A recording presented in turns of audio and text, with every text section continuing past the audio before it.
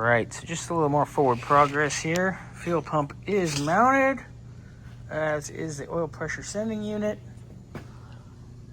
Xander's got the cap out of the distributor hole. We will be filling this with oil tomorrow. So we ran out of VR1. It'll be here tomorrow morning. Hopefully sooner rather than later.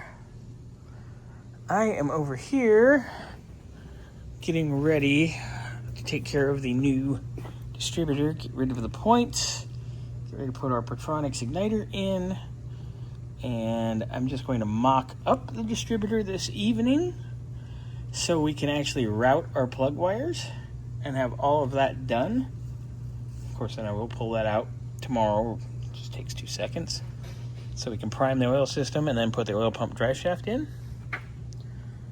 So yeah, next time you see this, you'll see the Pertronix. All right, there's our Pertronix. Easy peasy, all installed, good to go.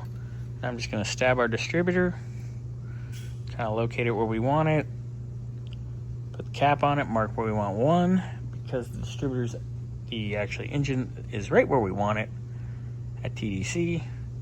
Well, it's at about 4 degrees, so it's perfect for the most part. So we'll be close on our timing, so I can route my plug wires. Right. So I've spent a little time. Got the distributor in there just mocked up. Got our wires on and routed and divided. Definitely mocked. They're not complete. It's not totally finished, but it is mocked up enough to where everything is where it's more than likely going to end up for the most part.